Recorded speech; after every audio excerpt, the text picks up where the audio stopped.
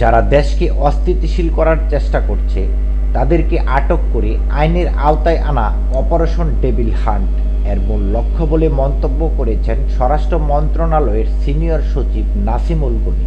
রোববার দুপুরে বাংলাদেশ সচিবালয়ে স্বরাষ্ট্র মন্ত্রণালয়ের সম্মেলন কক্ষে অপারেশন ডেভিল হান্ট সম্পর্কে এক প্রেস ব্রিফিংয়ে এ মন্তব্য করেন তিনি। সিনিয়র সচিব বলেন, অপারেশন ডেভিল হান্ট এর মূলত পুলিশ বাহিনী নেতৃত্ব দিচ্ছে, সেনাবাহিনী তাদের সাহায্য করছে। তিনি বলেন, 6 মাস আগে ছাত্র জনতার বিপ্লবের মাধ্যমে স্বৈরাচারী সরকারের পতনের পর দেশের আইনশৃঙ্খলা পরিস্থিতির নিয়ন্ত্রণে সারা দেশে সেনাবাহিনী মোতায়েন করা হয়। সে সময় আমাদের পুলিশ বাহিনীর বেশ কিছু ক্ষয়ক্ষতি হয়েছে, তাদের নীতিগত ও মানসিক ক্ষয়ক্ষতি হয়েছে, থানা পুড়ে গেছে, যে কারণে in aid to civil power সারা দেশে সেনা মোতায়েন করা হয়েছে। তিনি আরও বলেন, এই পরিস্থিতিতে কাজ করতে গিয়ে আমরা অনেকগুলো পরিকল্পনা নেই, এর অনেকগুলো চলমান আছে এবং অনেকগুলো প্রয়োগ করতে যাচ্ছি। তার একটা অপারেশন ডেভিল হান্ট। স্বরাষ্ট্র সচিব বলেন, এই অপারেশন যৌথভাবে সকলে মিলে একটা ফোকাসড ওয়েতে কাজ করব।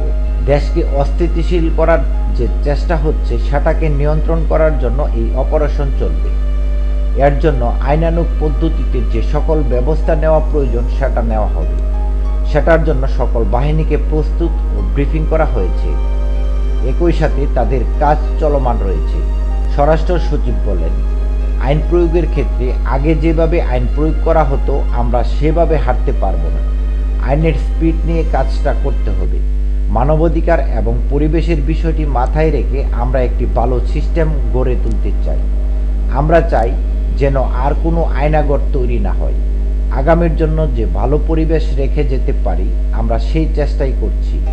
এই প্রেক্ষিতে আগামী 11 ফেব্রুয়ারি মানবাধিকার ও পরিবেশের উপর গুরুত্ব দিয়ে আইন প্রয়োগকারী সংস্থার সাথে একটি কর্মশালার আয়োজন করা হচ্ছে।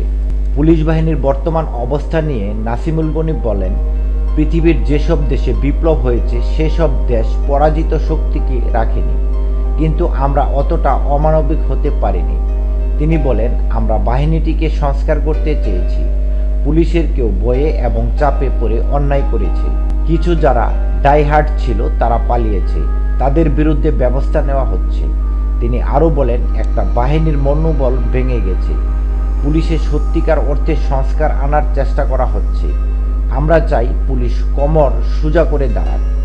এর জন্য তাদের সক্রিয়ভাবে কাউন্সিলিং করা হচ্ছে।